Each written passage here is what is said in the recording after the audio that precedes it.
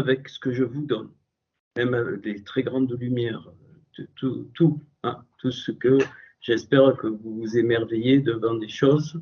Moi, c'est pas pour moi, mais c'est vraiment un régal, c'est sûr. C'est bon, on m'entend, vous m'entendez? Très bien, oui. Oui, d'accord, merci. Je vous l'annonce, hein, je vous l'annonce. L'annonce, l'outre, elle craque et le vin, il dégage. C'est obligatoire. Donc, ce n'est pas le degré de lumière, ce n'est pas les choses qu'on explique qui font. Et je pense qu'il faut vraiment penser donc à la circoncision. Hein. La circoncision, évidemment, du cœur, mais quelqu'un m'a fait remarquer, j'espère que la personne dira 2 mots mercredi prochain là-dessus, aussi la circoncision de l'oreille, azinou, écoute, azinou, qui n'est pas pareil que le shema. Shema, c'est entendre, mais donc c'est entendre. Shema, hein, c'est écoute Israël. Donc Shema, Israël, Adonai Eloheinu, Adonai Echad, qui d'ailleurs pour moi résume toute la Torah. Je vais juste dire ça. Je n'ai pas voulu faire un enseignement là-dessus parce que je pense que ça serait bien que ce soit quelqu'un d'autre qui, avec une petite expérience, qui parle de ça. Si Azin, l'oreille, donc alors Azin, ça s'écrit donc Aleph, Zain, Yud et Nou, d'accord? Donc ça fait 68. 68, c'est donc même le Aleph, on peut l'enlever, ça fait 67. 67, c'est Hadassa, c'est l'épouse, donc ça commence par là. Mais 68 aussi, c'est Agoï. Donc, c'est-à-dire les nations. Et la marque des nations, c'est qu'elles ont l'oreille incirconcise. Donc c'est pour ça, ça commence par l'oreille. Ça commence par l'oreille, et puis ça finit dans le cœur. Si l'oreille n'est pas circoncise, je veux juste dire ça parce que je ne préfère pas amener ça à moi, par rapport aux pensées aussi, je préfère aussi pas amener ça à moi. Donc la pensée, les pensées, on ne peut pas les empêcher. Ce sont les sièges des choses qui arrivent. Et si l'oreille n'est pas circoncise, les pensées, elles rentrent directement dans le cœur. Et elles créent quoi? Et ça crée la peau, ça crée le prépuce. C'est pour ça qu'il y a la circoncision. Et la circoncision se fait au 8e jour. Donc, pourquoi le 8e jour? Il y a plusieurs raisons. Au niveau biologique, ça on le sait, chez l'enfant mâle, enfin l'enfant mâle, donc qui a des organes génitaux mâles, le seul jour de sa vie où le sang est le plus coagulé, et toute sa vie ça ne lui arrivera pas, ça c'est biologique, hein, c'est la médecine, c'est le 8e jour. C'est pour ça que la circoncision a lieu au 8e jour. Mais c'est un symbole très fort aussi par rapport au sang, qui est la vie, le dam, qui est l'énergie des lettres, c'est que nous ne sommes pas du 7e jour. Nous sommes du 8e jour. Le 8, le 7, c'est la nature, la surnature, la perfection de la nature, mais le 8, c'est ce qui vient d'ailleurs. Et en tant qu'être adamique, nous venons d'ailleurs. C'est ça, il faut vraiment. Donc, c'est notre façon de penser. Et ça ne marchera pas. Tu peux faire ce que tu veux. Tu peux étudier 100 000 ans, apprendre l'hébreu par cœur, écouter toutes les lumières, les révélations, tout. Eh bien, ce qui va arriver, tu feras un veau d'or. C'est obligatoire. C'est une loi que j'ai découverte. Et donc, le veau d'or, c'est quoi? On sait, hein, c'est pas ce qu'on peut penser. Donc, ça vient de l'incirconcision. Et donc, le veau d'or, c'est idolâtrer Dieu. Le sommet du veau d'or, c'est l'idolâtrie de Dieu lui-même. Mais tu vas me dire, mais tu es fou. Non, pas du tout. Pourquoi? Je ne peux pas idolâtrer Hachem. C'est impossible. C'est pour ça que c'est pour ça qu'on ne prononce pas son nom. On dit Hachem, et donc c'est très fort ce que je dis. Et ça, c'est la première clé de sans ça, sans cette conscience de ce phénomène, je ne peux pas parler d'incirconcision. L'entendement, il est forcément falsifié. Au moment où même je peux idolâtrer la Torah, de toutes les choses de Hachem qui sont justes, même les choses justes, je peux les idolâtrer. Dans le sens, au moment où je veux essayer de comprendre avec mon intelligence les choses de Hachem, je le réduis. Et quand je le réduis, je fais une image. Donc, il y a des images, des statues, ça vient de là, mais peu importe. Et j'aime bien Yermaïou de Jérémie qui dit Fils de l'homme, il transporte les idoles dans leur cœur. Donc ne pensez pas que suivre des cours ainsi de suite, ça va vous dispenser d'être idolâtre. C'est pas du tout. Et on peut avoir l'impression, entre guillemets, même cette expression, donc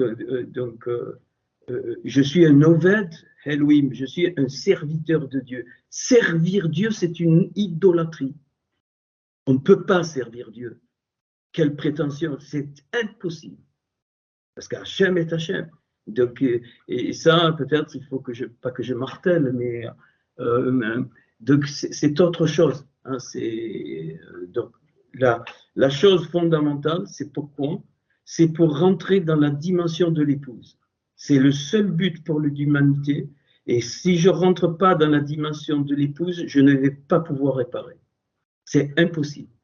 Et donc, on a eu une discussion intéressante avec, ok, et si vous voulez, donc cette notion de l'épouse, elle est d'entrée. J'en ai parlé la dernière fois. Alors, je rectifie, les deux épouses, c'est pas deux épouses, hein, c'est la même, mais donc une partie donc, qui descend pour réparer. C'est la Jérusalem céleste et la Jérusalem terrestre. Et donc, c'est pas deux en fait. Il y a la dualité, bien sûr, mais parce que il faut réparer. Et ce que je dis, quand l'épouse sera totalement réparée, c'est-à-dire qu'on arrivera à la délivrance finale. Comment la délivrance finale arrive? C'est quand l'épouse est prête, mais pas dans le sens religieux du terme. Je le répète, c'est pas je me prépare, c'est pas ça du tout. Hein, c'est avancer dans les dimensions qui viennent d'en haut sans les chercher. C'est ce que j'appelle le retrait de soi. Attention, hein, je vais expliquer. C'est pas ce qu'on pense. Hein. Je ne peux pas aborder la Torah si je ne m'efface pas. J'explique. C'est pas du tout dans le sens chrétien. Donc s'effacer, ça veut dire que je ne prétends plus être ce que je veux être ou ce que je pense être, mais je laisse comme un kéli, un vase ouvert. C'est pour ça que kéli, c'est la valeur de l'épouse, sa mère 60, le vase ouvert pour que je devienne ce que Hachem a toujours voulu en me faisant descendre dans ce monde. C'est pas pareil. Et donc c'est ça, s'effacer. C'est-à-dire s'effacer, c'est grandir dans la gloire de l'identité que Hachem m'a donnée. Donc c'est pas s'effacer, se mettre sous la table, s'éteindre, s'écraser. Pas du tout. Et c'est là que je suis heureux. C'est là que les choses prennent la dimension céleste et qui donne la saveur à la vie, tout l'aspect extraordinaire et tout ce que tu vas vivre, eh bien c'est à ce moment-là. Donc je ne peux, vous vous rendez compte, c'est le contraire total de la religion. C'est bien sûr le thème de religieux, donc ça revient. Vous vous rendez compte, donc même en hébreu, le mot religion se dit date. Dat, Dalet, Tav, et il lui manque le Ain. Il lui manque la source qui est Dat, la vraie connaissance. Et donc, d'où ça vient ça? Ça vient que l'essence de la Torah donc, a été, comment l'essence de la Torah n'est pas répandue. Hein. Bon, les Juifs connaissent un petit peu, mais même au milieu des Juifs, eh bien, ça déclenche donc la religiosité. Qu'est-ce que c'est qui va déclencher la religiosité? Bon, je ne savais pas, bon, j'espère que c'est enregistré. Qu'est-ce que c'est qui déclenche la religiosité? C'est l'hyperconscience, j'ai appelé ça personnellement l'hyperconscience face à la mort. Voilà. Et face à la mort, il y en a qui ont peur de la mort, mais si vraiment tu captes, tu entends, tu captes, la mort est une joie. C'est la plus grande justice qui puisse exister dans notre monde, dans l'état où est notre monde. C'est la plus grande justice implacable qui existe, et cela vient de Hachem, riche, pauvre, gros, petit, grand, de président, de tout ce que tu veux, paf, la finalité de cette terre, c'est le passage par le Mout. Et face à ça, c'est là que si la Torah ne devient pas un principe de vie en moi, face à ça, face à cette hyperconscience, eh bien on va créer la religion. On va créer la religion. Pourquoi? Parce qu'on peut perdre notre chair. Et alors, paf, les questions arrivent. Mais si la réponse n'est pas donnée par la Torah et par le principe de vie de la Torah, si moi-même je ne suis pas une Torah donc vivante, bien la réponse, ça va être la religion. D'une façon ou d'une autre. Hein, donc c'est un aspect très important que Spinoza abordera. Le grand philosophe, il pose des questions. Et c'est pour ça qu'il a osé dire, oser la raison, 2 points, Dieu, les lois de la nature. Et voilà, si je vous livre ça, bon, je ne vais pas vous livrer tout ce que j'ai lu, hein, ça serait trop long, mais même Aristote, même Socrate, même les philosophes athées ont créé des religions, toujours face à la mort. Sartre ira jusqu'à dire, mais si je suis athée et que la vie se réduit à manger, boire, dormir, avoir tous les plaisirs et mourir, c'est tellement absurde. C'est tellement absurde. Du moins, la conscience de l'absurdité qu'a l'homme, parce qu'on pourrait, comme les animaux, ne pas avoir cette conscience. Or, on l'a. On a la conscience de l'absurdité de la vie. On se lève, on va travailler, je parle de notre monde, on mange, on boit, on évacue tout ce qu'on mange, tout ce qui coûte, ça va dans les WC, tout, rien, tout se transforme. Et donc la vie est tellement absurde, c'est absurde. Sartre, un grand athée, il a dit, mais sans quelque chose de supérieur, qu'il n'osait pas appeler Dieu, sans quelque chose de supérieur, ça n'a pas de sens. Puisque la finalité, c'est la mort, et s'il n'y a rien, autant que ça aille de suite. De toute façon, c'est qu'une question de temps, donc on dégage. Et il a raison. C'est fondamental. Et donc, c'est cette hyperconscience de la mort qui entraîne la religiosité.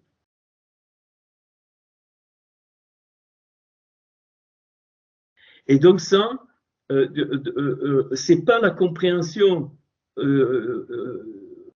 rationnellement humaine de la Torah qui va permettre donc une liberté intérieure. Évidemment, la vérité vous affranchira.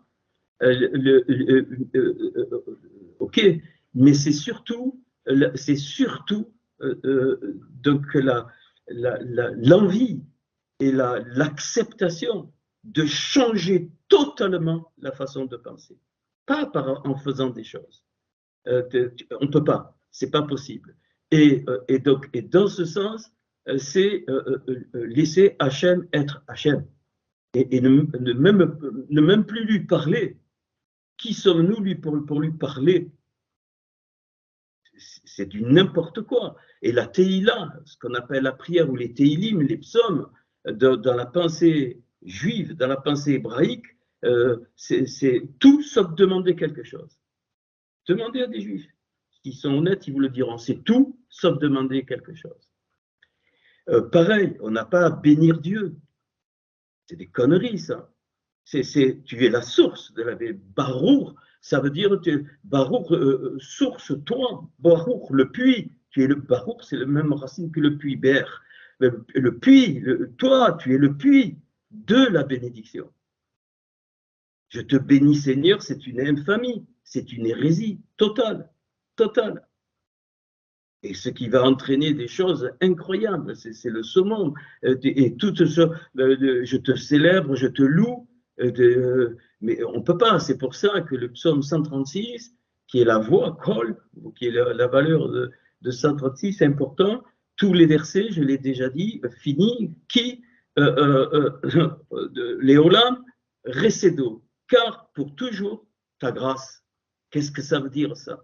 Ça veut dire que c'est jamais, et c'est impossible au niveau thoraïque, et la Torah le montre clairement, c'est jamais l'homme qui va vers Hachem. Ça n'existe pas. Je ne parle pas de la religion, je parle de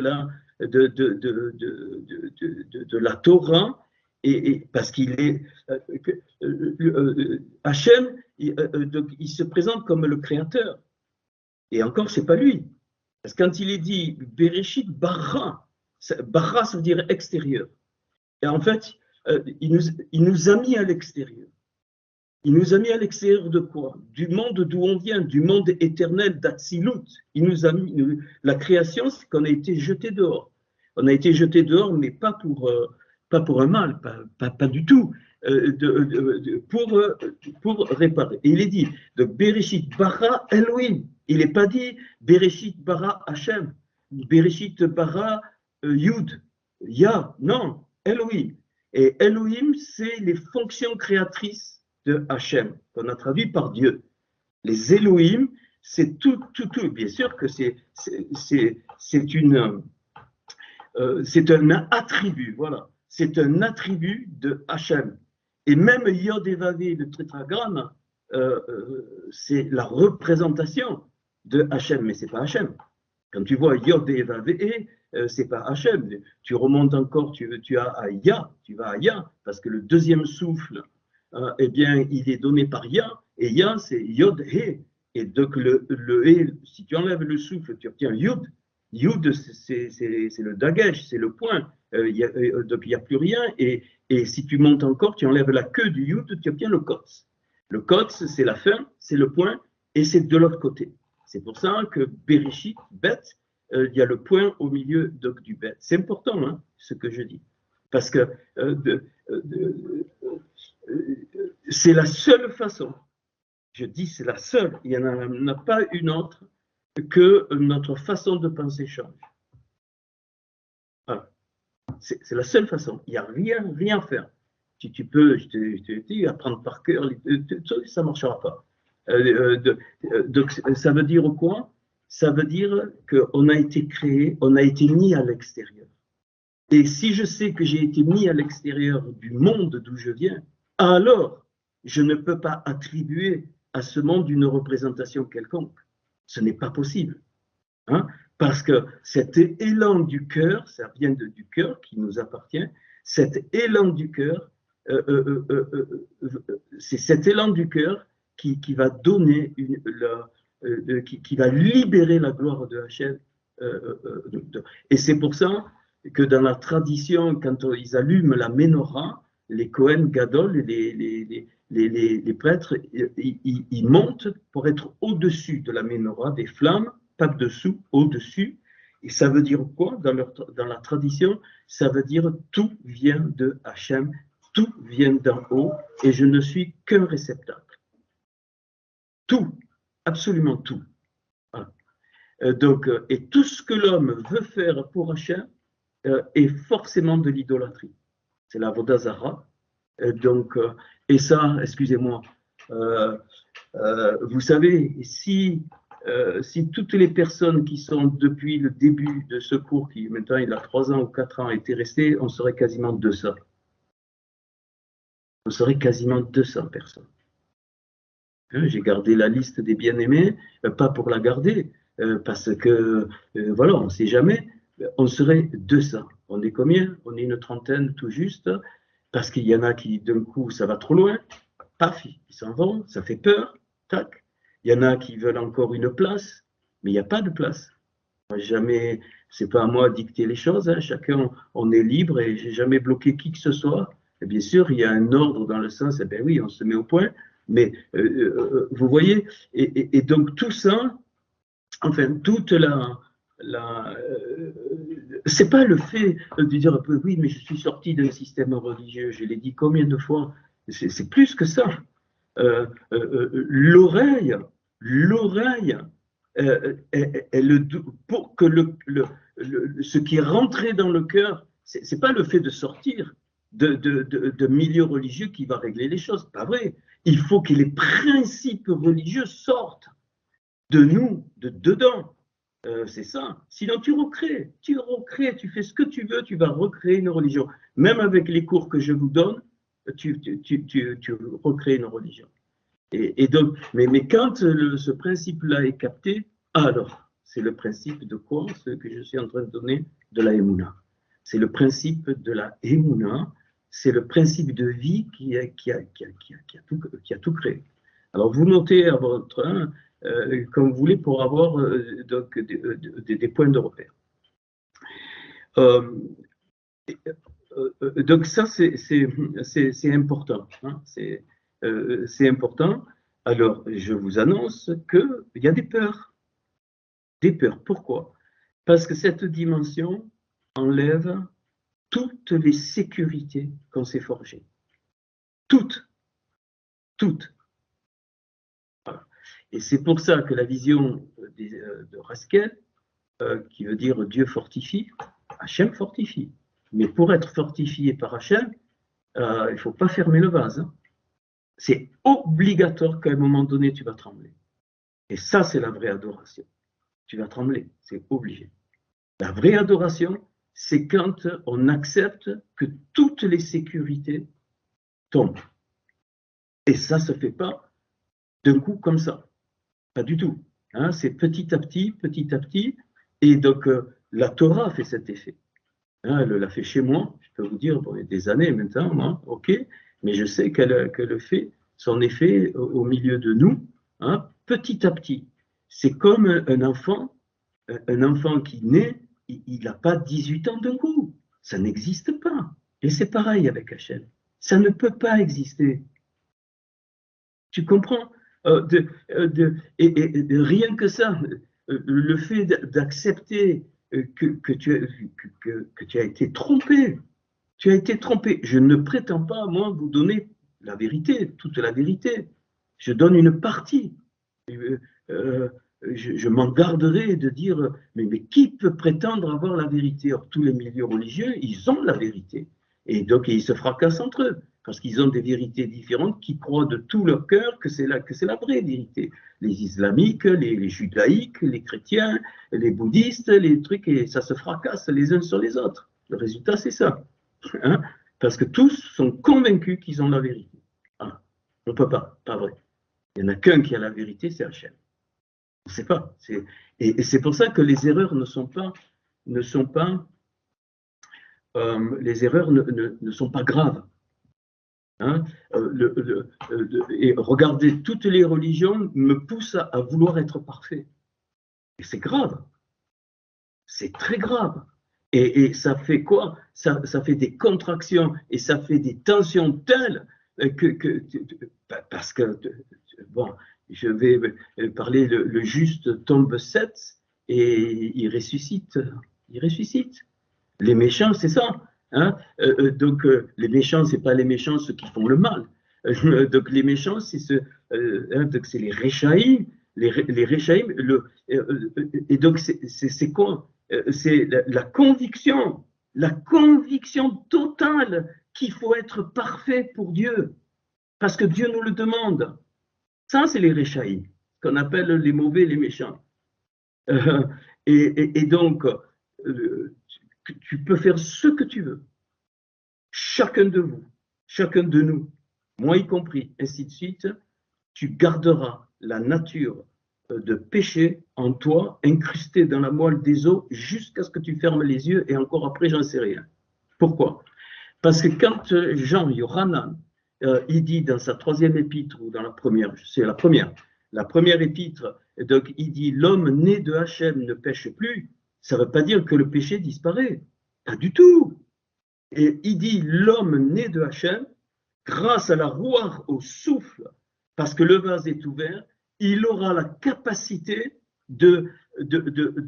il aura la capacité de maîtriser la nature de péché qui est en lui. Et voilà pourquoi Paul, qui était juif au bout des ongles, hein, Paul donc, va parler, le bien que je veux faire, je ne le fais pas, le mal, je prends le premier niveau, le mal que je veux ne pas faire, je le fais quand même. Qui me délivrera de ce corps de mort? Quand il parle corps, ce n'est pas le corps, la chair. La chair, il faut l'entretenir, la chair. Il parle du corps, c'est-à-dire du principe.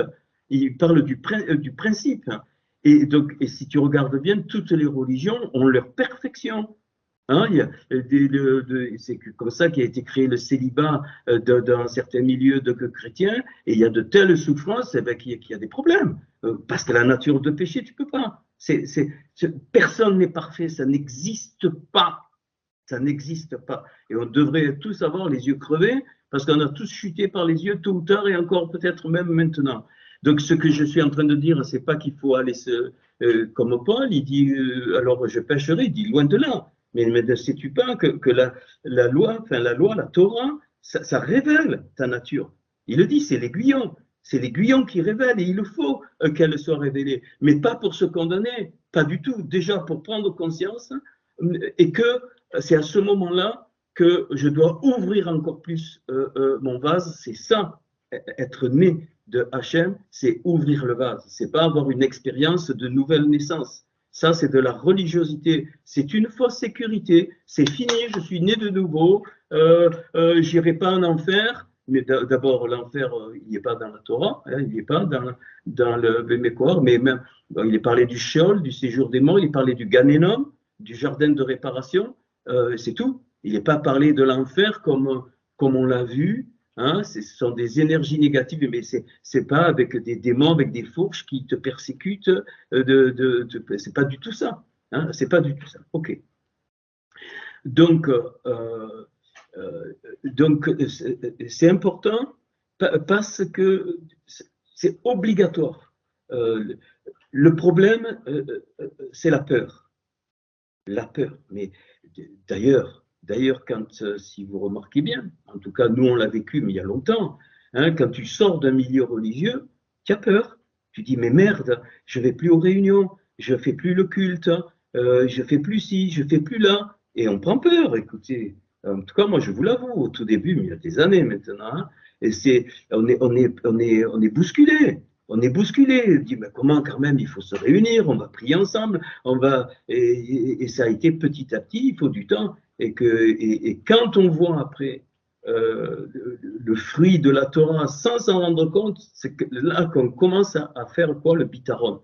Le bitaron, c'est la confiance, la confiance. Et c'est la valeur, c'est 75, et bitaron, avec le bitaron, pardon, avec Rochma, Rochma, c'est 75 aussi. Rochma, c'est 73, tu rajoutes le bet, ça fait 75. Donc, dans la sagesse, c'est le bitaron. Et donc, la sagesse, c'est quoi? C'est être bousculé par rapport à tous les acquis. Tous les acquis.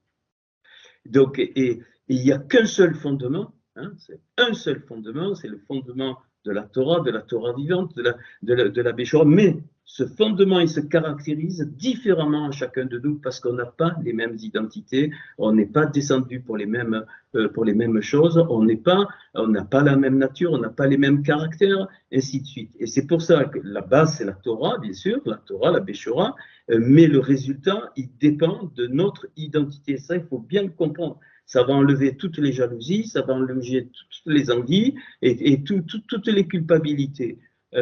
C'est comme l'être humain, on est tous construits sur le même moule. On a des jambes, on a des os, je me répète, on a des muscles pareils, on a les doigts pareils, ainsi de suite, mais ils sont tous différents. Chacun de nous, on est différent. On a tous des cheveux, mais les cheveux sont différents. On a tous des yeux, mais les yeux sont différents, ainsi de suite. La Torah, c'est pareil. Hein, donc, l'être humain de base, c'est la Torah de base, et elle devient une Torah vivante à chacun de nous, suivant notre Gilgoul, suivant ainsi de suite. Et c'est ça, avancer dans son identité. C'est pour ça, quand il est dit à Abraham, dès qu'il sort d'Our en Chaldée, Our Kajdim, ça veut dire quoi, Our Kajdim? La lumière des idoles. La lumière des idoles. Eh bien, vous croyez que quand il a fracassé les idoles, il est sorti, sors, Yotse, jaillit, sors, dégage d'Our en Chaldée, c'est-à-dire de la lumière des Kajdim, c'est-à-dire de la fausse lumière, de l'idolâtrie. Et il lui dit, l'Erlera, va pour toi, c'est tout, va pour toi. Il ne savait même pas où il allait physiquement, mais va pour toi, ça veut dire va vers le point de ton identité. Tu ne l'atteindras pas, tu ne le trouveras pas, va vers le point de l'identité.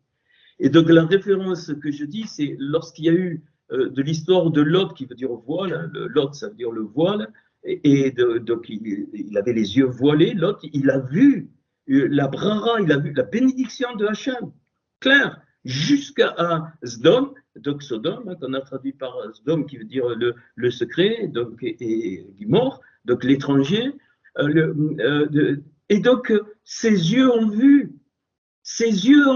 la bénédiction de Hachem. Et il s'est engouffré là-dedans. Abraham, non. Abraham, tu vois, qu'est-ce qu'il fait? Il s'efface, Abraham. Il s'efface, mais pas dans le sens, il se met sous le truc. Il dit, non, non, non, si tu vas à gauche, écoute, j'irai à droite. Si tu vas à droite, j'irai à gauche. Parce qu'il savait qu'il faut monter. Hein, c'est les psaumes de monter. Il savait qu'il fallait monter sur la montagne, sur le Har. Et Har, c'est pour ça que le mot, c'est la même chose que enceinte. Une femme enceinte, on dit Hara. Hara, elle a une montagne. Bon, c'est physique aussi, elle a un gros ventre. Mais c'est aussi ça. Ça veut dire qu'on doit être enceinte de la Torah. Et pour une femme enceinte, c'est 9 mois, 40 jours, le chiffre de l'épreuve. Excusez-moi, 7 fois 40, 280 jours. Donc on retrouve le 28 de la création. Nous, on veut tout de suite. Non, non, non, non, non, non. Il faut enfanter la Torah. Il faut que tu enfantes la Torah. C'est le principe de l'épouse. Voilà. Bon, je ne vais pas le montrer ce soir parce que je pense que ce sont des bases peut-être, mais qui sont, bien sûr, tu peux comprendre les séphirotes, les 5 niveaux de l'âme, tout ça, mais c'est pas ça. La vraie clé, c'est ce que je viens de vous donner. Voilà. Et c'est puissant, enfin, c'est puissant. Pas puissant dans le sens que tu as une puissance ou ok. Alors, une des premières choses qu'on va comprendre dans cette dimension, c'est que l'autorité, aucun être humain ne peut avoir l'autorité de Hachem, j'entends. Impossible. Deuxième chose, personne n'a la royauté. Pareil. C'est pour ça qu'il est dit, c'est le roi des rois. Ok. Toutes les autorités et les royautés, c'est terrestre. Mais quand on comprend, et un vrai roi, une vraie autorité, il est effacé, pas dans le sens qu'il ne vit pas, bien sûr. David, il était connu, il est encore connu aujourd'hui, mais c'était un vrai roi, c'est-à-dire il laissait Hachem être le roi. Le vrai roi, il dévoile la royauté de Hachem. La vraie autorité, elle dévoile l'autorité de Hachem. Et donc, et la gloire. Donc le kavod, donc le poids de la gloire, pareil. Personne n'a la gloire, personne, même tout ce que tu as apparemment vient de Hachem. Que n'as-tu que tu n'aies reçu? Ton intelligence, tout, absolument tout. Et le problème, c'est que quand on n'est pas parfait, alors on croit que c'est fini. Mais pas du tout, pas du tout. L'identité que Hachem, qui t'a fait descendre, veut que tu aies, mais tu peux aller dans les bas-fonds du péché, il ne va rien enlever du tout.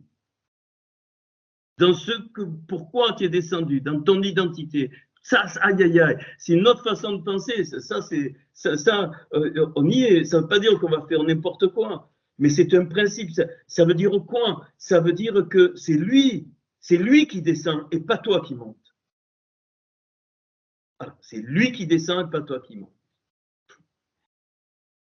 Et si tu regardes bien les psaumes des montées, pour monter, c'est écrit, hein, pour monter, c'est quoi?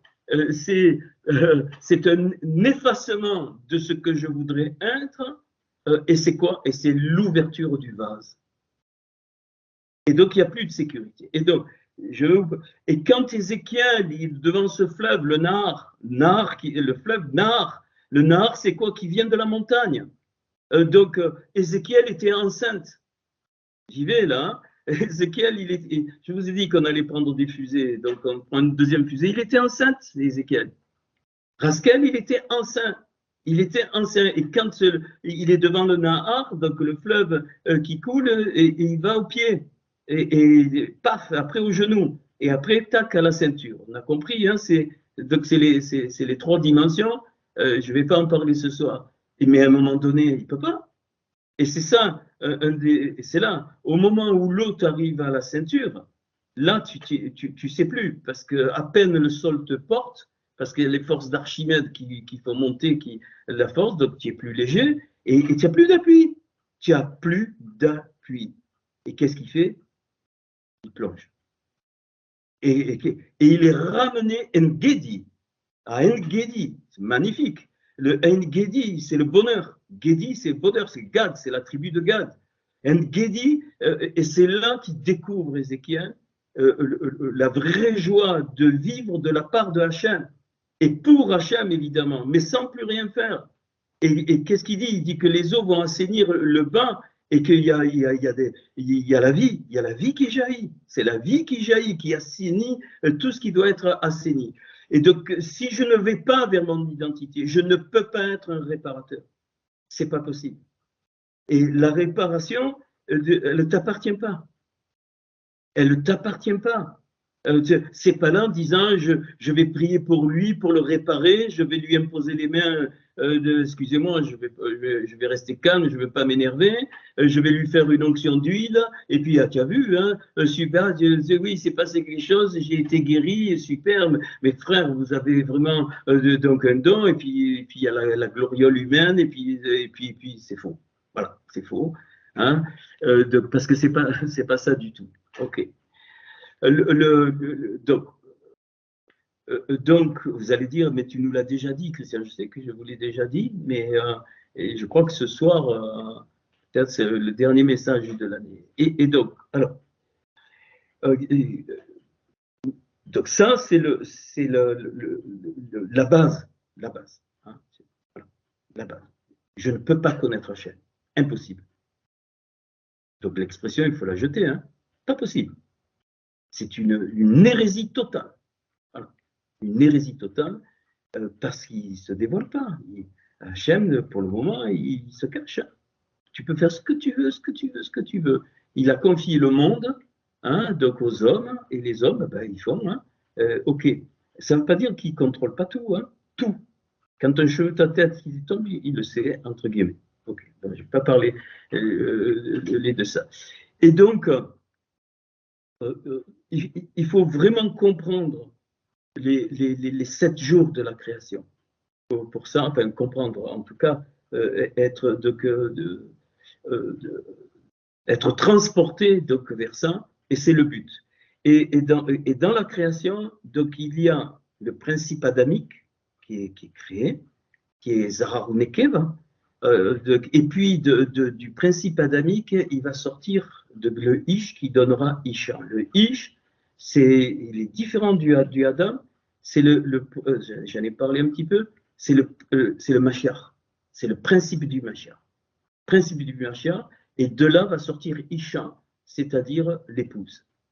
Donc, c'est pour ça que dans le livre des Actes, mais ça a été complètement débile après, il est dit que les disciples, on les appelait des petits Mashiach. C'est Isha. Isha qui est sorti avec Ish de la moitié de Adam la partie féminine. Nous sommes la partie féminine du Mashiach. Point final. Et le but, j'ai dit 2 épouses, mais ce n'est pas qu'il y a 2 épouses. C'est parce que tant qu'il y a la réparation, eh bien oui, on est une épouse, mais qui avons les arts, c'est-à-dire les prémices, ce n'est pas le total. Paul parle des arts de l'esprit, et c'est pour ça qu'il parle que la nature elle soupire après la révélation des fils de Dieu, des fils de Ish, des fils du Mashiach.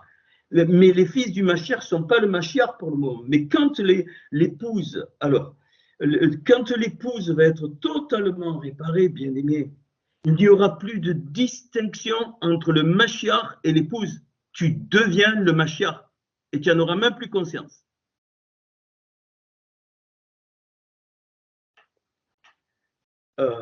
Donc c'est beau, mais c'est réel, hein, c'est ce que je trouve dans la Torah. Et donc, ça veut dire que nous transportons, hein, si on transporte l'art, l'échantillon, la réduction, comme Yeshua était la réduction, j'ai montré que c'était le crâne de Adam Kadmon, de le Golgoleth, c'est pour ça d'où Golgotha, eh bien, nous sommes une réduction du principe du Mashiach et qu'on appelait les Méchéris et qu'on a traduit par chrétien. Voilà. Mais alors ça n'a rien à voir avec ce qu'on entend aujourd'hui dans le mot chrétien. Donc chrétien, c'est Christ, c'est les petits du Christ, entre guillemets, dans le sens qui manifeste à échelle réduite le principe du Mashiach qui est dans Ish. Dans Ish. Et c'est pour ça que Ish, c'est pas Adam. Là, tout le monde a confondu. Rava, c'est pas Isha. À ce moment-là, dans la création. Pas du tout. C'est le principe du Mashiach qui a été extrait de Adam. OK. Bon, ça, c'est un petit peu... et si vous regardez bien, toute l'histoire de l'humanité, ça va être des comment dire, des présences de Hachem, la Shekhinah de Hachem, pour totalement guérir, enfin pour totalement réparer le monde. Quand il y a eu l'histoire donc, donc de ce qu'on appelle la chute, eh bien, qu'est-ce qui s'est passé de suite? Alors, je vais vous dire des petites choses. C'est quand tu regardes bien le texte, cet endroit est allé, du moins, je vais dire le contraire, c'est que la disposition du tabernacle est à l'image de ce qui s'est passé dans les 2-3 premiers chapitres, dans les 3 premiers chapitres de Genèse, jusqu'à ce qu'il y ait donc la descente vers notre monde, on est totalement dans les archétypes. Je vais commencer. Éden, l'image de Éden, c'est le tabernacle extérieur. Puis en Éden, le Gan, le jardin. L'image du jardin, c'est le lieu saint. Avec les lumières de la Ménorah, les 12 peines propositions, ainsi de suite, c'est le lieu saint. Et donc l'arbre des vies, de la vie, l'arbre de la vie, accompagné de l'arbre de la connaissance du bien et du mal qui fait la jonction, c'est le lieu très saint. Et c'est pour ça qu'il y a les 2 kéroubim sur le propréciatoire, sur le caporet, le caporet, le couvercle en or, zahav, donc est en or, et un est masculin et l'autre féminin, visage masculin et visage féminin. C'est l'image des 2 kéroubim donc, que je vous ai enseigné dans Genèse 3, 24. C'est là que j'ai trouvé le nouveau livre 67 et qui est Hadassa, hein, le nom de Esther avant qu'elle soit Esther. Donc il n'y a pas 2 épouses, Hadassa c'est Esther, c'est la même. Mais Esther, elle descend pour réparer. Mais donc il va y avoir des problèmes. Mais les 2 se confondront hein, totalement. Et Esther révèle Hadassa, c'est-à-dire Isha, celle qui était sortie avec Ish du côté du principe adamique. Ok. Et qu'est-ce qu'il est dit? Il n'est pas dit il n'est pas dit qu'ils ont empêché de rentrer dans le jardin. C'est une confusion totale. Ils ont empêché le chemin de l'arbre des vies. Les deux épées, ils ont empêché le chemin de l'arbre des vies. Et comme j'ai compris, j'ai vu que c'est Adam qui est mis dehors du jardin. C'est Adam. Il n'y a pas encore le Rava, il n'y a pas encore, c'est Genèse 4.1, Rava, il a juste donné le nom, mais le nom, on sait que c'est rien du tout. Hein, en Genèse 3.20, je crois, il dit qu'on l'appellera donc Rava parce qu'elle a été la mère de tous ceux qui vont mourir après nous, hein, puisque la chute. Donc la femme, Isha, elle est restée dans le jardin. Et quand il est dit dans Genèse 4.1, donc Adam connut sa femme Ishto, donc Rava, là elle est nommée, mais ça veut dire, alors je ne sais pas si c'est la femme, c'est un symbole hein, que je donne, si c'est la femme qui est sortie du jardin pour rejoindre Adam, si c'est Adam qui est rentré dans le jardin pour rejoindre sa femme, ou s'ils sont allés tous les deux à la frontière pour avoir Caïn et Abel. Et donc, alors avec les valeurs, on montre que Caïn et Abel, ils étaient destinés, ils étaient destinés tous les deux, ensemble, à manifester l'épouse pour la réparation totale et il n'y aurait pas eu de suite de l'humanité. C'est-à-dire ce qui a été raté, par Isha, puisqu'elle est appelée Isha. C'est jamais Rava qui prend du fruit. Et il est dit que c'est Isha qui a pris du fruit et elle en donna à son Ish. On a traduit mari, pas mari. Ish, c'est pas mari. Mari, c'est Baal. Point époux, c'est Ratan. Ish, son Ish. Donc, c'est le mot homme, enfin, Ish, hein, le principe de l'homme, plus le et qui le féminise. Donc, elle en a donné à son Ish. Eh bien, si Ish représente, comme je l'ai montré, le Mashiach, je ne vais pas vous faire la démonstration de le Mashiach, et on le voit dans le mot Vayirol, et il en mangea, et le mot Vayirol fait 67. 67, le 67e livre, c'est l'épouse Hadassa parfaite, c'est-à-dire à ce moment-là, le Ish a détruit la chute que Satan avait introduite. Il a détruit. Parce que le Mashiach ne peut pas être touché. Pas possible. C'est pour ça que Satan fera un de plus. Il a voulu monter encore plus haut. Parce que tu ne peux pas. À ce moment-là, bien sûr, il a mangé le fruit. Mais nous, on le comprend. Oh oui, donc il a. Non, non, non, non. C'est Ish qui est dit. Et elle en donna à son Ish. Elle ne l'a pas donné à Adam. Ce n'est pas écrit Adam. Après tout le reste, il n'y a plus Ish. Il n'y aura que Adam. Ça, il faut vraiment comprendre ça. Et donc, la victoire, elle a été là. Elle est acquise. Mais maintenant, pour la réparation, parce qu'il y a eu la chute, alors ça va être l'épouse qui va être le vecteur de la réparation. Et non pas le Mashiach. Le Mashiach, lui, il viendra quand l'épouse accomplira totalement bien, la réparation. C'est pour ça qu'il est dit que le Narash, il te visera le talon et toi, tu écraseras sa tête avec le talon. Et le talon, c'est l'épouse. C'est Yaakov, c'est le même Ekev, c'est le talon, et c'est le nom de Yaakov, le supplanteur. Hein.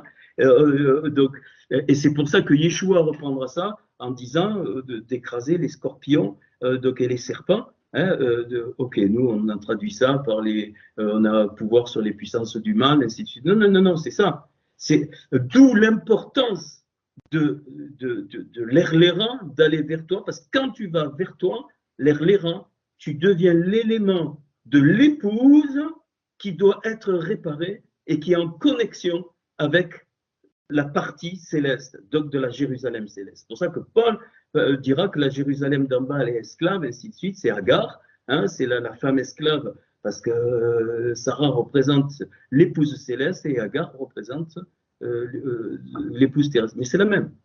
C'est la même. Agar, ça veut dire l'étrangère, étranger. C'est étranger. On est descendu dans un monde étrange. Donc, on devient étranger par rapport à la source. C'est évident. Mais, alors, il y a beaucoup de choses, mais c'est merveilleux de capter ça. Et ça, c'est un élément qui va permettre que l'oreille deviennent incirconcises, hein, et pour que ça aille après dans le cœur. Ok. Et donc toute l'humanité, enfin tout en tout cas ce que j'ai compris, la partie que j'ai compris moi, à mon niveau, hein, je ne prétends rien du tout, c'est une facette, une lumière, il y en a d'autres, c'est que nous rentrions dans cette partie que nous sommes, chacun de nous, de l'épouse. Parce qu'Hachem ne répond jamais à l'individu. Connerie. C'est toujours le collectif. Toujours. Toujours. Jamais l'individu.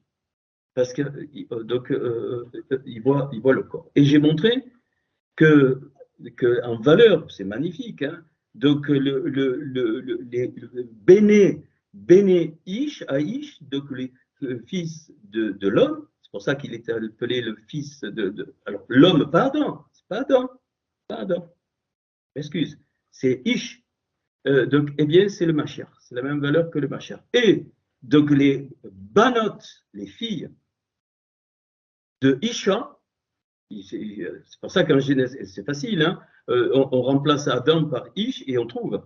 Et l'homme, les filles des hommes, tu remplaces par la partie de l'homme qui représente l'épouse par rapport à la Béchénité. Les fils d'Isha, c'est quoi? C'est l'huile d'onction. De Exode, c'est exactement l'expression, la valeur, c'est l'huile d'onction. D'où on va comprendre la parabole des vierges sages et des vierges folles. Nous, on dit, sont condamnés, alors on en a entendu des bêtises lamentables. Si tu n'as pas l'huile, si tu n'es pas baptisé du Saint-Esprit, tu vas en enfer. J'en ai entendu, hein, bon, on était là, ok. Et donc, les 5 vierges, elles sont toutes vierges. Hein. Donc, les 5 vierges qui ont l'huile d'onction, c'est les filles de Isha. C'est l'épouse qui va réparer toute la partie qui doit être réparée. Magnifique. Ça, et c'est pour ça qu'il est parlé de l'huile. Pourquoi? Parce que les filles de Isha, c'est exactement la valeur de l'huile de l'onction qui était donc répandue sur tous sur les hommes qui voulaient servir entre guillemets. Donc ça, c'est voilà. Et les vierges folles, elles ne sont pas condamnées, même s'il est dit dehors, ainsi de suite. C'est qu'il faudra qu'elles fassent des gilgoulim pour arriver avec lui. C'est-à-dire des banotes à Adam, des filles d'Adam. C'est là que la partie donc, à Adam qui doit être réparée, ça devient les filles de Isha. Et Banot, la valeur 458, Ratan, l'époux. Donc c'est bien l'épouse qui prépare l'époux, entre guillemets, pas dans quelque chose où elle va réparer, pas du tout. L'époux n'a pas besoin, mais dans le sens qui va venir, qui aura les noces les noces de l'agneau. C'est ça les noces de l'agneau, c'est pas d'un coup on va monter dans le ciel, il va avoir des noces avec je sais pas quoi, du bon vin, pas du tout. Mais alors pas du tout. Et Banot, tu te rends compte, les filles, c'est 458, c'est le Ratan, c'est l'époux. Point final. C'est tout. Voilà. Et alors on comprend le désastre qu'il y a eu quand il est dit que dans Genèse 6, donc, les fils d'Élohim, donc c'est quoi les fils d'Élohim? C'est la rigueur du Ish, de dire que les filles des hommes cette fois. Et il y a eu un mélange. Et là, ça va contre la réparation. C'est pour ça qu'il y a eu des problèmes. C'est la deuxième étape où Hachem voulait tout réparer. Tout, et c'est encore comme Caïn et Abel, ils n'ont pas réussi. Il y a donc, alors je montre ça aussi, en fait, quand Caïn a tué Abel, il a tué la montagne de la sagesse. C'est le mot, hein, le mot grotte, que tuer, c'est la montagne de la sagesse. Et donc ça n'a pas pu. Ça n'a pas pu, parce qu'ils devaient être ensemble. Ils devaient être ensemble. Caïn manifestait quoi? La Jérusalem terrestre. Et Hevel manifestait la Jérusalem céleste. Mais ce n'était pas une séparation. C'était pour qu'elles se rejoignent. Comme les eaux d'en haut et les eaux d'en bas, il n'y a pas de séparation. Il y a une frontière, c'est la Havdalah, c'est une transition pour aller vers. Et donc, une doit monter et l'autre doit descendre. Avel devait descendre, c'est une façon de voir, et Caïn devait monter. Il est terrestre, hein, voilà, et Evel, lui, c'est la vapeur, hein, ça veut dire vapeur, ça veut dire qu'il avait compris la vanité des choses. Mais pour se réunir, il fallait qu'une descende et l'autre monte. C'est très clair. Donc, le message est très clair. Et donc, alors, cette façon de voir est très, très particulière, bien sûr, en tout cas que j'ai trouvé, mais ça nous fait comprendre bien des choses. Ça nous fait comprendre donc bien des choses. Alors, ça m'a amené donc à voir un petit peu, eh bien, qu'est-ce que, quand je vous ai parlé de la colombe avec le psaume 68, donc il y a bien sûr la colombe avec l'arche de Noé, donc on a compris, donc c'est les Gilgoulim pour le corbeau, et puis elle ne revient plus.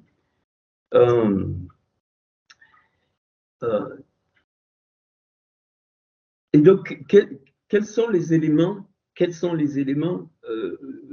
dans tout ça, les éléments donc importants? Bien déjà, il y a le principe d'Adam. Ok, hein, le principe d'Adam. Je parle avant la chute, donc qui est créé Zara ou Nekeva.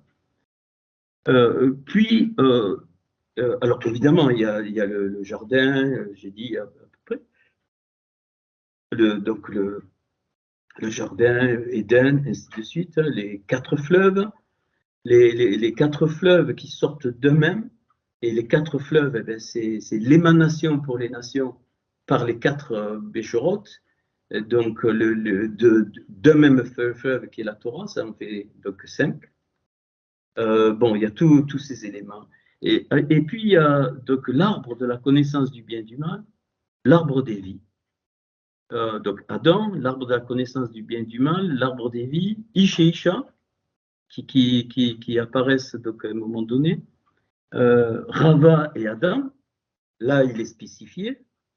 Avant, il n'y a pas l'article, de suite, enfin ici, donc il y a article, le Adam, le serpent, le Narash.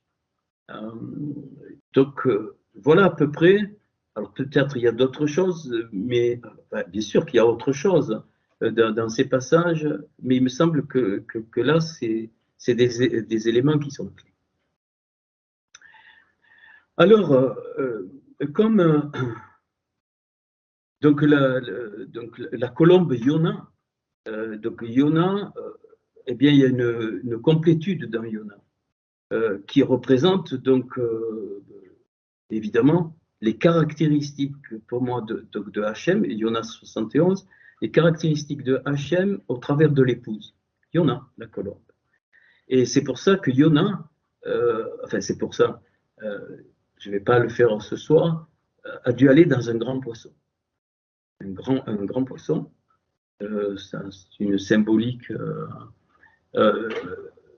Donc, c'est l'épouse. Donc, l'épouse qui doit aller dans un grand poisson. Okay.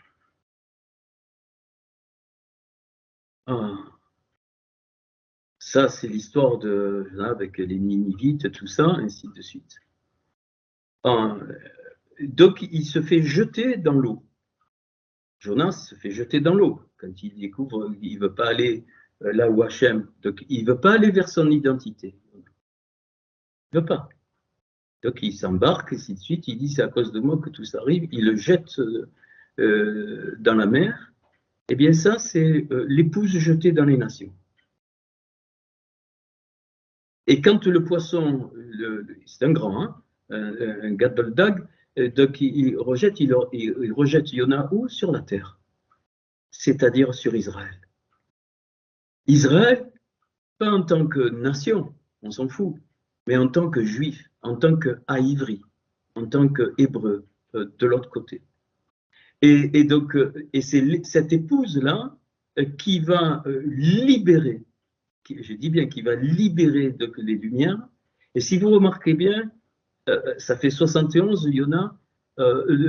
Si tu mets l'article à Yona quand elle est spécifiée, donc ça fait 5 en plus, 76, et donc 76, c'est Hadassa. Hadassa, et 76, c'est aussi Béat, c'est-à-dire dans l'éternité. Donc c'est vraiment une manifestation de ce qui vient d'en haut sur donc, la nation, enfin, sur donc, les Juifs à Ivry. Et c'est pour ça qu'il y aura donc, une ouverture des yeux donc, au moment adéquat. Mais déjà, je vous dis bien aimé, déjà ça travaille. Là, je descends, hein, là je vais descendre, ça travaille. Tous les Juifs du monde sont travaillés, petit à petit, mais tu ne peux pas leur demander non, non, non, il ne faut pas leur présenter surtout donc le Jésus chrétien, surtout pas. Mais par contre, ça travaille et ils savent, moi, j'ai affaire avec quelqu'un, j'ai pas encore, mais clair, c'est clair, hein, je démontre trop de choses à ce niveau pour qu'à un moment donné, les yeux donc, vont s'ouvrir. Et comme l'œil,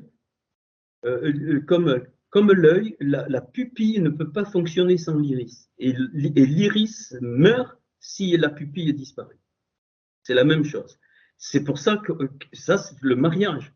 Et donc, au-delà de la notion de l'épouse, comme on la voit, mais c'est aussi le mariage de la pupille et de l'iris. C'est le mariage de l'olivier franc avec l'olivier sauvage. C'est l'image du bien et du mal qui vont rentrer dans la même racine. Donc, j'ai pas. Non, et ça sera qu'un seul peuple. C'est pour ça que le mot goïm s'écrit de deux façons, avec un vav ou avec un yud. C'est-à-dire, les goïm avec un yud, c'est Israël, la pupille, plus. Et c'est un mariage. Et les deux ne peuvent être séparés, ils deviennent un. C'est-à-dire qu'il n'y a plus de distinction. L'œil n'a pas de sens si tu enlèves l'iris de la pupille, et ainsi de suite. C'est OK. Et donc, alors, quand je parle de ça, il faut comprendre que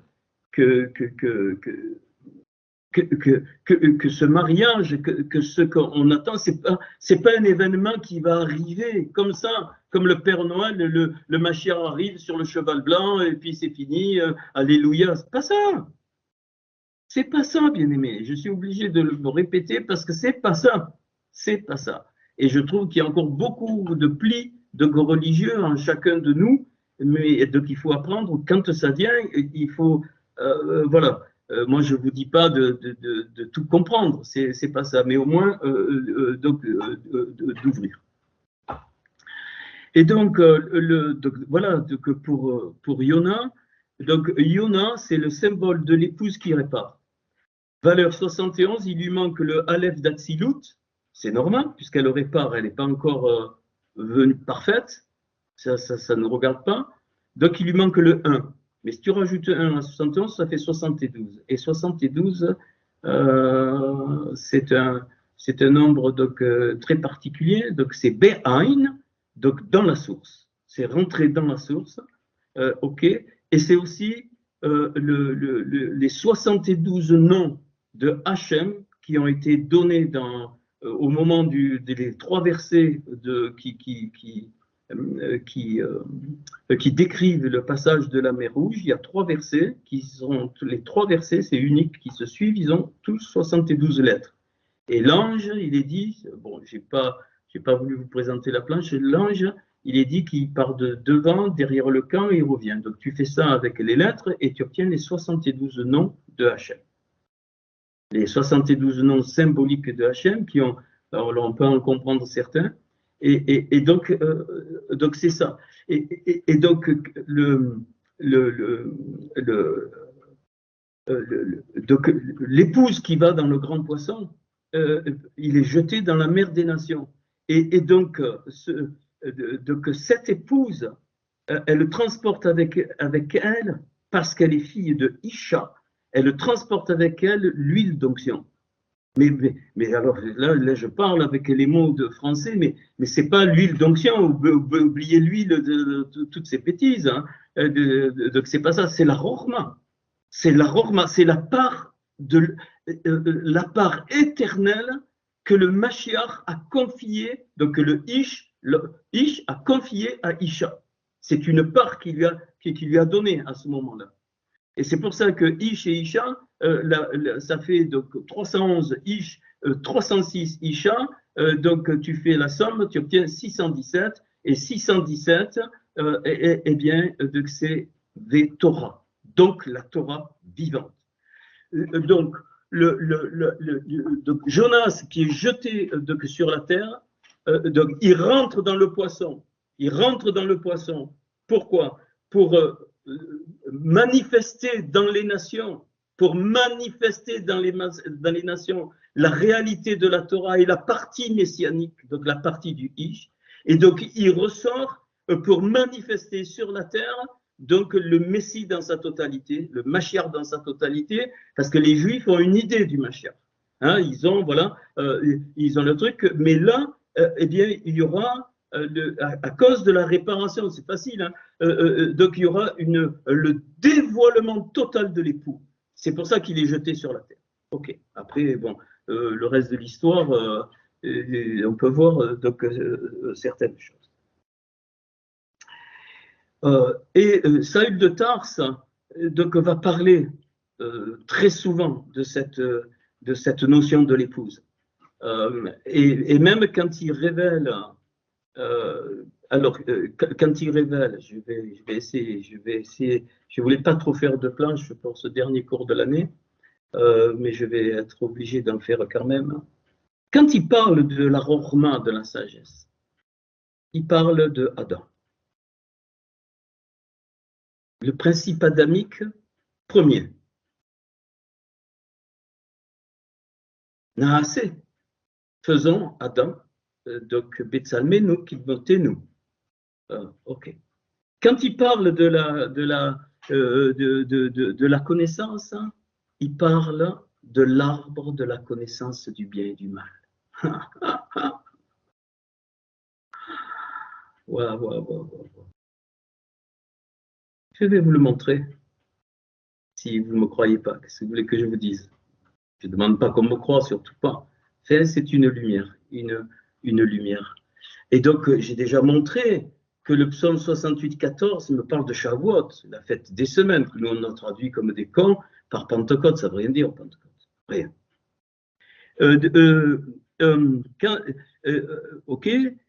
Quand il parle de la Hémouna, de la foi, il parle de l'arbre des vies.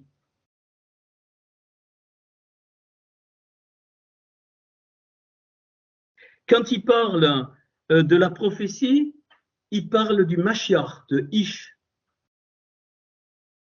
C'est dommage que certains ne notent pas. Vous êtes un peu trop distraits parce que vous écoutez, mais c'est bien de noter. Vous savez que en notant avec nos propres valeurs à nous, avec nos propres notes, ça ouvre l'oreille. Hein, je vous l'annonce.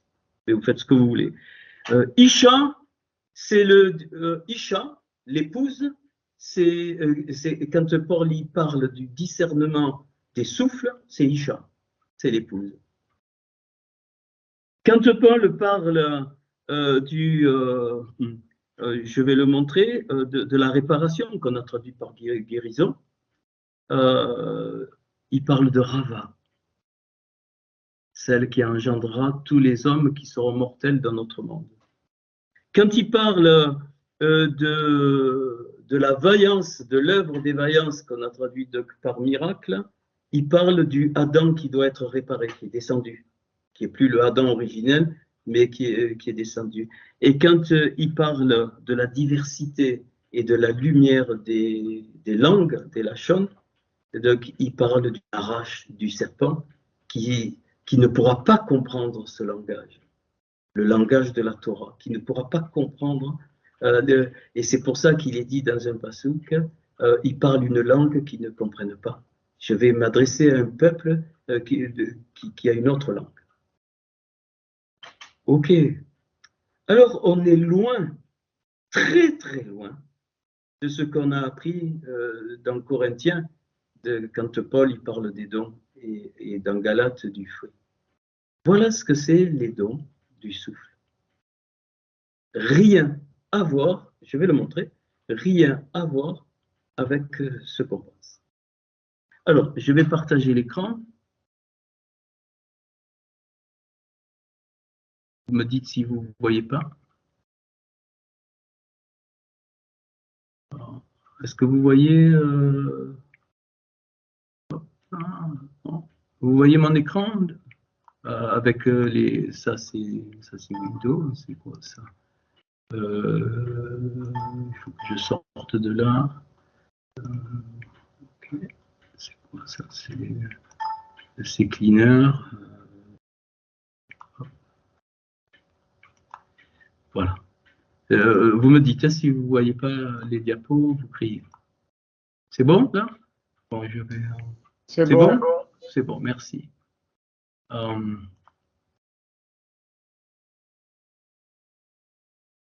OK. Et je vais vous montrer ça avec le psaume 68, enfin, donc le psaume 68, verset 14. 68, c'est les goïms, et 14, c'est la royauté. OK. Donc, je reprends, je vous l'ai déjà fait. Donc, alors, évidemment, on ne comprend pas. C'est im chikenu, tishkevut, pardon, donc bein shefataï, ok, donc qu'en effet, il y en a, ainsi de suite, nerpa, pekesef, comme de l'argent, et berotera, birakrak et raroutz. Ok, on l'a traduit. Si, alors, vous reposez le tishkevun, c'est exactement la valeur de Shavuot. Donc, on voit clairement donc, la référence donc, à la fête des semaines. Donc, Bain, c'est donc entre, mais c'est pareil que c'est la Bina, Shepataim, c'est les langues. On a au milieu des étables, mais Shafat, là, c'est les langues au pluriel, Shepataim. Donc, Canefé, donc les ailes, bon, 160, qui est la valeur de Caïn, mais ça, on ne va pas en parler. Yona, 71. Voilà. Et donc, ce qui est intéressant, ce qui est incroyable, même incroyable, c'est la valeur de ce verset. La valeur de ce verset est ici, 37,93 pour ceux qui notent, et 37,93, c'est le nombre premier, 528. Et c'est le 528e nombre premier qui se décompose à 16 fois 33. 33, c'est le dévoilement, 16, c'est l'épée. C'est-à-dire, donc, on y va, c'est l'épée de l'esprit dont Paul parle, qui va donc dévoiler, qui dévoile la compréhension de ce verset. Alors, donc c'est les ailes d'argent, donc et les plumes d'or, hein, d'orphin, hein, Rarout, c'est donc d'orphin. Bon, alors j'ai mis, vous verrez sur la seconde planche, mais vous l'avez déjà. Donc, bon, chaque partie donc, peut se lire de façon différente. Bon, donc ici, bon, on a dit Shavuot, donc ici, hein, donc ce mot-là, Shavuot, ici, donc les langues, ici, la valeur des ailes de la colombe couverte de l'argent, c'est Abeshora de Ya, donc c'est vraiment la couverture, hein, de l'épouse qui se révèle pour les nations. Et puis, donc les plumes, c'est ma couronne, qui est terrible. Donc ici, le jaune-vert, la couleur, donc birakrak, donc c'est l'alliance. Donc c'est l'alliance qui se continue, évidemment. Et ici, c'est Raroutz, l'orphin, c'est pour la terre. Donc, pour rendre une terre une, je l'ai mis, c'est les mêmes valeurs, une terre, donc amour. Pourquoi? Pour la préparation de l'époux. Et la valeur de ces trois, c'est ça. Et donc, je vous ai montré que c'était donc Or, Emet et Mouna, donc Raya, c'est-à-dire donc la vie, hein, qui sort de la réunion de la lumière du Emet, de la vérité et de la Hébreu. Donc on retient donc la valeur, hein, de ce verset. Je vous la remets ici, ceux qui n'ont pas eu le temps de noter. 37,93 ici. 37,93. Alors pourquoi évidemment, je vous ai annoncé quelque chose et maintenant je le montre. Paul va nous énumérer, enfin, je préfère donc Saül de Tarse, Shaoul. Alors ça, c'est autre chose, j'y reviendrai. Il va nous, on a appelé ça les neuf dons et donc les 9 fruits. Il va me parler de du Davar Chorma et Da'at. Donc la parole de la sagesse et de la connaissance. J'ai mis les valeurs en face, ici. OK. Puis il va nous parler, alors, avec ce que je vous ai dit déjà, donc là il nous parle donc, du Davar Rochma, c'est-à-dire ce qui a été prononcé, par rapport à la sagesse, ce qui a été prononcé pour que Adam apparaisse. Qu'est-ce que ça veut dire?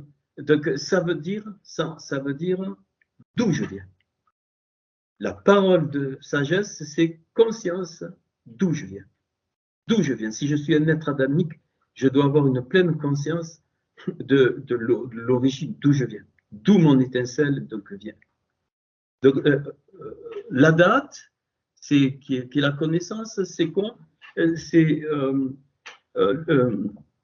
évidemment, c'est l'arbre de la connaissance du bien et du mal, et qui veut dire que je suis venu dans une génération du temps. Da'at, ici, c'est la porte du temps. C'est-à-dire que mon identité, l'identité de Hachem, va s'exprimer, c'est la connaissance du temps dans lequel je suis. Et donc, tu ne peux pas parler de la même façon donc, à des papous ou des aborigènes d'Australie, mais c'est pareil. Et chaque génération a une parole particulière. C'est ça qu'il dit Paul quand il parle de la parole de connaissance. Mais ce n'est pas quelqu'un qui se lève dans l'assemblée, il ne dit pas ça après, je n'ai pas le temps. Je vous donne juste ce que j'ai découvert donc en principe. C'est-à-dire que dans ta génération, tu vas avoir une parole, entre guillemets, pas ta vie est une parole, un davar. Un davar, c'est 206.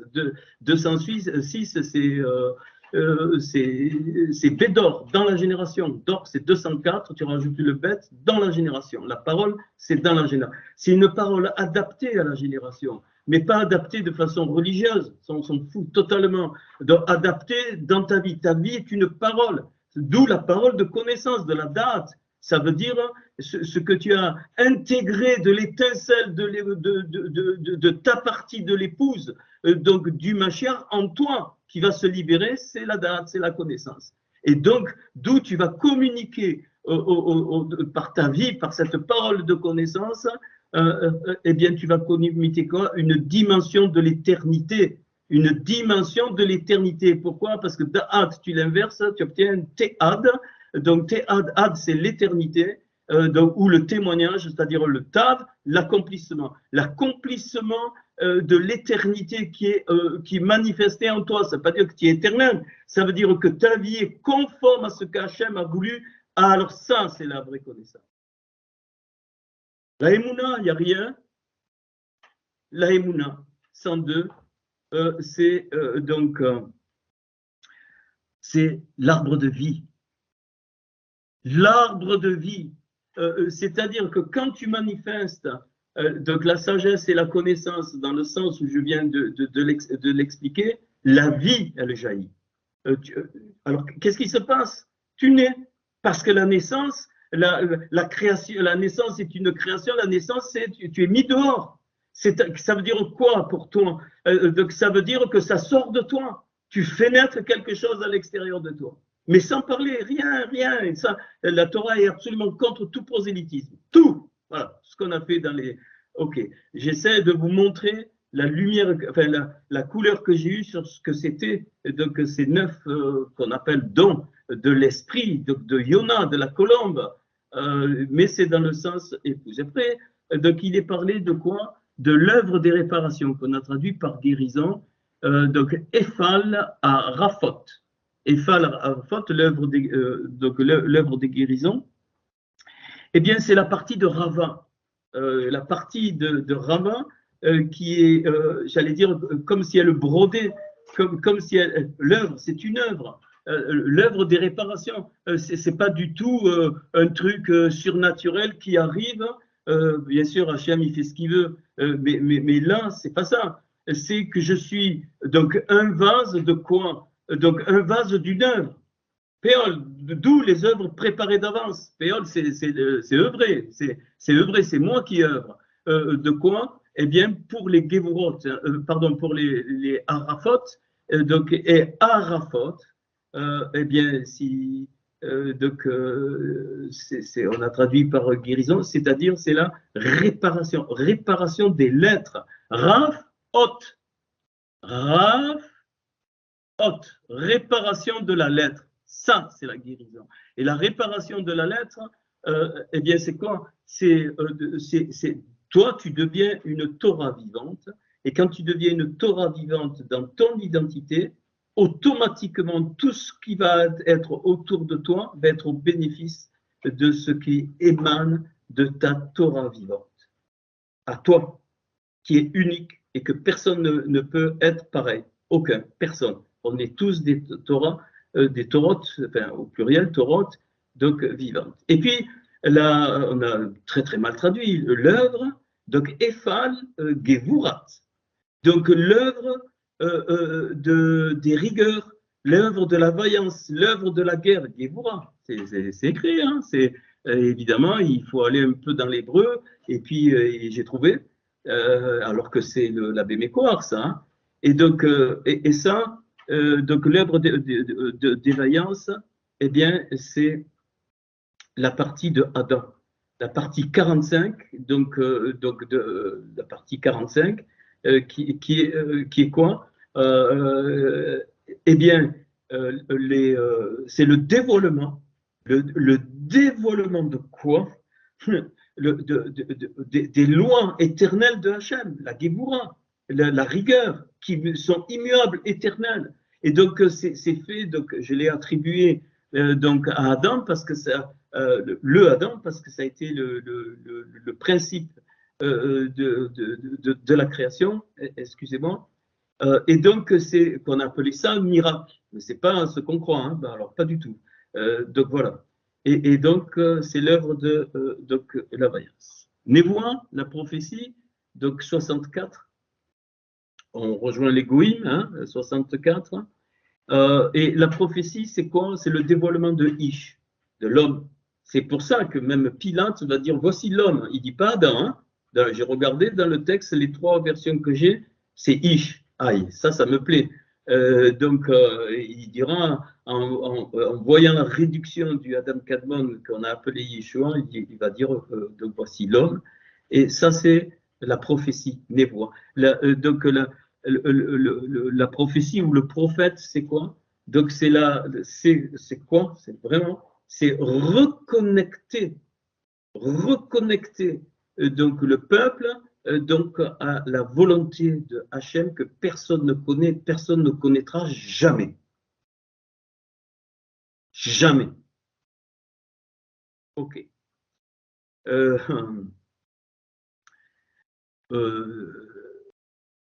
Donc voilà.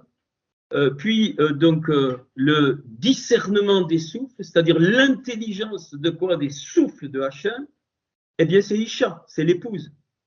C'est être Isha. Alors, ok. Et puis après, donc Miné, Or, Miné et Or, donc Lachon, donc la diversité et la lumière des langues, eh bien c'est quoi? C'est manifester le Mashiach, mais en tant que vainqueur du Narash. Narash 358, Mashiach 358. Donc c'est le fameux passage, le talon de l'épouse t'écrasera la tête. C'est ça, c'est ça. C'est ça la diversité et la lumière de la chose. C'est-à-dire donc un langage que les forces négatives ne peuvent pas comprendre. Ils ne peuvent pas, c'est protégé, c'est le langage donc, de la Torah aussi révélée donc avec la Béchora et toutes les lumières que ça apporte. Voilà ce que c'est donc les dons. C'est pas du tout, je me lève, j'ai une parole, voici, moi-même je l'ai fait, hein, quand j'étais, tout ça c'est fini, voilà ce qu'il dit Paul. En fait, Paul, il nous renvoie donc au principe de la création. Donc il nous dit de revoir donc la sagesse en Adam, au principe de Adam, de revoir la connaissance par l'arbre de la connaissance du bien et du mal, qui n'est pas négatif au départ, pas du tout, hein, de revoir la Emouna par l'arbre de vie, de revoir Ish par la prophétie, de revoir Isha par le discernement des souffles, de revoir Rava par la réparation, c'est-à-dire la guérison, et de revoir Adam qui a chuté par la vaillance, c'est-à-dire ce qu'on appelait les miracles, et de revoir le principe du narrage par la victoire du Mashiach, qui a été au moment où Isha a donné à son Ish le fruit, il a englouti, c'est-à-dire il a été vainqueur, parce qu'il représente le Ish, il représente ce que j'ai trouvé, donc le Mashiach. Donc c'est Isha qui est touché, et c'est pour ça qu'il n'est jamais plus parlé après ce Ish-là, il est toujours parlé de Adam après. Regardez la beauté, regardez la beauté. Prenez vos calculettes, faites ce que vous voulez, et la valeur de la colonne de droite, j'ai mis toutes les valeurs, fait pile la valeur du psaume 68, verset 14, qu'elle déploie de les ailes recouvertes d'argent, que je viens de montrer, c'est pile cette valeur. Là. Prends ta calculette, si tu ne me crois pas, j'y peux rien. Pardon, je dis ça, je ne sais rien. Bon, et Windows, il me fatigue parce que je n'arrive pas à remonter. Ok.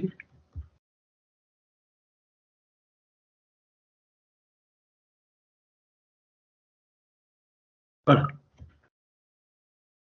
Alors maintenant, tu comprends mieux. Donc là, il est parlé de quoi? Il est parlé de cette colombe qui est rentrée dans le grand poisson. Dans le grand poisson pour donc révéler donc ces choses, c'est-à-dire les nations. C'est pour ça que c'est dans la Bémécoire et non pas dans la Torah. C'est la même chose. C'est caché dans le psaume 68, 14 qui fait donc pile donc 37,93, la même valeur que les 9 dons, et donc 16 fois 33, c'est-à-dire le dévoilement de l'épée. C'est pour ça que Paul parlera, je ne sais pas quelle lumière il avait, Shaoul, en tout cas moi je trouve ça, et donc il parlera de l'épée de l'esprit qui est 16, c'est le Vav et de Yod et Vavé. Pardon, c'est le E, Vav et de Yod et Vavé, c'est 16. Ça veut dire quoi? Souffle et souffle.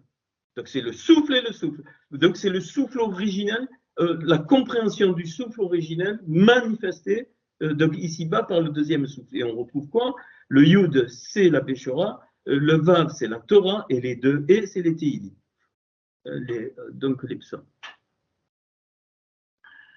Ok. Puis, eh bien, je ne me suis pas amusé, mais bon, j'ai eu l'idée, c'est comme ça. Hein. Eh bien, on va voir les fruits. Alors, ça, la correspondance n'est pas mise gratuitement, hein, pas du tout. Hein. Donc, à la sagesse, eh bien, il y a l'amour. Donc, à la connaissance, tu joins la joie, la chimra. La chimra, ce que j'ai dit tout à l'heure. Et donc, la chérina, la chérina, c'est quasiment la même valeur, c'est la présence. Or, il faut que tu saches que la chérina, la présence de Hachem, elle est d'abord sur la pupille, elle est dans le peuple dans le peuple juif. Et la présence de Hachem, par les ramifications de la source du Aïn, arrive à l'iris, c'est-à-dire arrive au Goïm. Le shalom, qui est la racine du yeshou, hein, c'est pareil, c'est choua, donc racine du yeshou qui va avec le principe de vie, c'est évident, donc la imuna. Les nedivot, les bonnes volontés, qui travaillent avec la vaillance, c'est évident. Hein, enfin, je ne sais pas comment on a traduit en français, j'y vais quasiment plus. La haresed, donc la bonté, donc la faveur, et évidemment, qui va avec quoi? Avec la névoie, avec la prophétie, mais pas dans le sens que je l'ai expliqué. Le bitaron, la confiance, qui va avec le discernement donc des souffles, c'est le bitaron de l'épouse, de Isha. Hein, les souffles, c'est Isha. Ok. La Hanava, qui est modestie, ce que j'ai dit tout à l'heure, c'est-à-dire donc l'effacement de soi, pas de soi de Hachem, mais de soi nous, qu'on voudrait être. C'est l'effacement pour que c'est la Anava, donc qui va avec la diversité, et puis l'humilité, la Tsénéa, qui correspond donc à la lumière.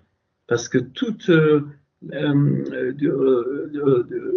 s'il n'y a pas la Tsénéa, il ne peut pas y avoir d'ouverture de vase.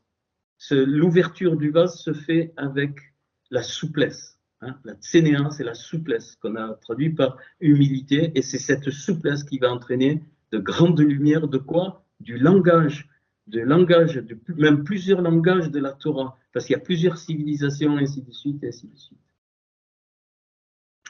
Et donc, la valeur de ces fruits, c'est 21,47. Et c'est pile la valeur du proverbe 24,16. Et regardez ce que dit le proverbe 24,16. Voilà. Et il est dit Kisheva, car le juste tombe cette fois, nous on répète comme des perroquets.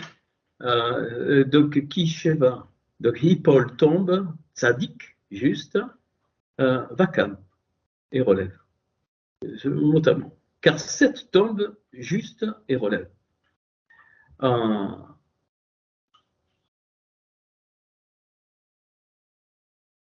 Ça veut dire que le juste, le vrai juste, il va faire tomber, c'est très sérieux, il va faire tomber vers le haut les 7 séphirotes du bas.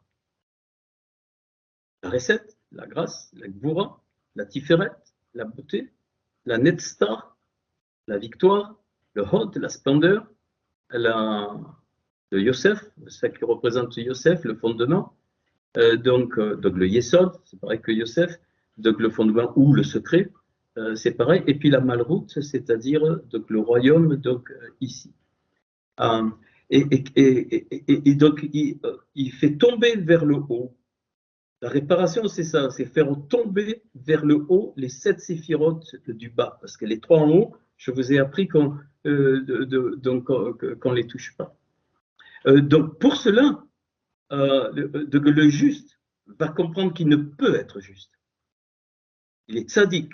Regardez la valeur du tzaddik, 204. On a vu tout à l'heure, 204, c'est d'or, la génération. Et là, donc, le juste de la génération, c'est celui qui fait tomber vers le haut. J'ai pas le temps, hein, le hippol, si tu vois, j'ai pas le temps. Hippol, c'est les mêmes lettres que tout à l'heure, péol, l'œuvre. C'est-à-dire, il fait une œuvre pour faire donc monter donc ces 7 séphirotes vers le haut, et donc c'est exactement la fonction et le principe de l'époux. C'est ça la réparation. Et c'est pour ça qu'il est dit vakam, donc il ressuscite ou se relève. Hein. Yakum, c'est même ressusciter. Kuma, c'est voilà, Kuma d'entre les morts, c'est ressusciter des morts. Même, bon, peu importe. Donc, ou Rechaim, donc, et les méchants, donc sont renversés avec donc le mal. Donc, ou Rechaim Yekash Lou, donc Bera'a, donc avec le mal. Alors là, il faut un petit peu mais c'est pas grave. C'est-à-dire qu'ici, bien sûr, nous on traduit par les méchants. Mais alors on traduit, c'est si, hein, les Rechaim. Vous voyez que vous avez un shin au milieu du resh et du ain qui fait le ra, qui fait le mal. Hein. Donc, ok. C'est quoi? Ça veut dire que donc, les méchants qui sont renversés, c'est l'inversion donc du mal dans une génération qui transporte le mal. Donc, le mal est nécessaire pour révéler le bien, évidemment, mais surtout pour qu'il soit retourné. Donc, il cache nous, donc renversé, retourné. Et donc ça, c'est voilà, c'est quelque chose qu'il faut capter. Donc ce verset, en fait, il est magnifique. Nous, on a traduit, ouais, car cette fois le juste tombe, cette fois Dieu le relève. Enfin, il n'y a pas, hein, je vous ai mis exactement donc le mot à mot. Et donc, Sheva, c'est aussi, donc, rappelle-toi, Bir Sheva, le puits du serment. Hein, donc, le 7, ici, c'est le serment. Et donc, ce serment donc, voilà, est en relation avec, excusez-moi, avec l'épouse. Et donc, le serment de l'épouse, donc c'est ça, c'est de faire monter ce qu'elle peut faire monter, c'est-à-dire les 7 séphirotes d'en bas, pas les 3 d'en haut, ça ne nous appartient pas. Et donc, voilà un petit peu qu'est-ce que c'est le fruit de l'esprit. C'est ça. C'est, bon, je viens de le dire. Donc, en fait, c'est. Donc ça, je voulais démontrer, je voulais montrer déjà, pardon. Et donc, j'allais dire, tout ça, c'est donc un petit peu résumé dans le chemin Israël. Et vous voyez que dans le texte massorétique, j'ai mis donc le Aïn qui est plus gros, est en rouge, et le Dalet, il est en rouge, il est plus gros, donc le Dalet du Erad et le Aïn du Shema. Et Shema, bien sûr, c'est écoute, entends, mais tu peux le retraduire, c'est Shem, le nom de la source. Shem, Aïn.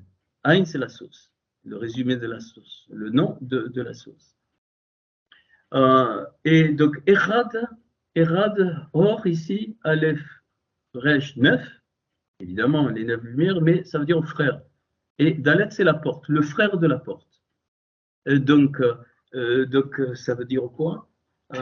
Eh bien, ça veut dire que nous devons ouvrir une porte. Pourquoi? Pour entendre correctement la source. La source qui a un nom, Shem, et ce nom, c'est Yod et Vavé. Ici, qu'on ne prononce pas, qu'on dit Hachem, le nom. Alors, d'où ma persévérance ou le rappel hein, pour chacune de nos vies. Donc, Shem Aïn. Tu dois, même je vais plus loin, tu dois entendre la source de ton nom. Entendre la source de son nom, Shem, pour recevoir le nom de la source. D'où, tu comprends les versets dans l'Apocalypse, on a chanté un caillou blanc, ton nom, un nom nouveau que tu ne connais pas. Ton nom nouveau, c'est la partie du Mashiach qui constitue l'épouse éternelle, et dont tu es une étincelle. C'est pas de l'orgueil, c'est ce que j'ai trouvé. Et donc c'est pour ça que le Aïn est en gros, et le Dalet, il est en gros. Had, c'est le témoin, ça c'est le témoignage, c'est-à-dire ce qui rayonne de toi, et Had, c'est l'éternité, c'est le témoin de l'éternité. Et ça fait 74. 74, c'est Hadassa. Hadassa. Donc le nom de l'épouse originelle, donc qui est devenue plus tard donc Esther. Donc Jérusalem céleste et Jérusalem terrestre. Israël, droiture de elle. Tout le peuple qui est en fil à plomb avec ce qui est en haut de là où ils viennent. Et c'est la même valeur que Kohelet. Kohelet, c'est nous. On a traduit par Ecclésiaste. Quelle connerie. Donc, Kohelet, c'est celui qui enseigne. Et Kohelet, c'est l'ensemble des assemblées, entre guillemets. Kohéla, quand il est parlé de l'ange de la Kohéla, c'est Kohéla. C'est le même mot, mais là, c'est donc pluriel. Ça, c'est Israël et ça, c'est les Goy. Même valeur 541. Et quand il est dit notre Dieu, Elohenu, eh bien, cette épouse, elle est Elohenu, notre Dieu, c'est-à-dire Emouna. Je ne peux venir que du principe de vie qui ne m'appartient pas, sans deux. Et si tu fais les deux Yod et Vavé, c'est 52. Et 52, c'est quoi? C'est l'extraction, c'est-à-dire le Fils, hein, l'extraction de quoi? De la Emouna, du principe de vie. Et donc ce chemin Israël, c'est pour moi, hein, c'est le résumé de la signification de notre vie en tant qu'être humain, en tant que peuple, ainsi de suite, et c'est d'où nous venons et où nous allons. Voilà, je crois que j'ai... oui, je peux vous livrer des choses. Vous voyez que c'est la valeur numérique de ce verset, c'est 9 fois 116, donc c'est les 9 lumières du Kisekavot, du trône de gloire, mais c'est aussi donc 18 fois 58, c'est quoi? 18, c'est les 9 dons et les 9 fruits, ça fait 18, donc 58 Agan du jardin. Pas de problème, tu retrouves tout. Et la valeur 1118, 36 fois 29, donc 29 c'est la main de Yah, et 36, eh bien, c'est Erra, c'est les lamentations. C'est pour ça qu'on va le faire, hein, je n'ai pas oublié. Et c'est toutes les clés du Erra donc pour la reconstruction de ce Shema Israël. Et dans le verset dans lequel ça, c'est qu'une partie du Deutéronome 6.4, mais tout le verset, il fait 50-92, 76 fois 67. 76, c'est B Adassa. Donc avec Adassa et 67, c'est les deux lettres qui manquent à Genèse 3.24, le Samer et le Zayn. Bon, donc c'est hyper cohérent. Donc voilà. Voilà ce cours de fin d'année.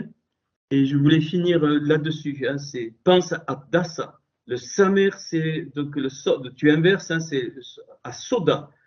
Pas le soda, le Coca-Cola, non, mais à soda, c'est-à-dire le secret féminin, parce que le hé, c'est féminin. Donc le secret de l'épouse, l'inverse de Adassa. Et Adassa, c'est les myrtes. C'est l'arbre des myrtes qui est mentionné au début de. Alors, il est dans le Cantique des Cantiques, mais il intervient surtout au pluriel dans la vision de Zacharia. Dieu se souvient. Zacharia, pour moi, c'est la référence à la fin, c'est le final. Hein, donc Dieu se souvient, c'est la première vision dans le chapitre 1 où il voit le cheval, il est au milieu des myrtes, des hadassim, c'est-à-dire de ceux qui construisent l'épouse. J'ai fini.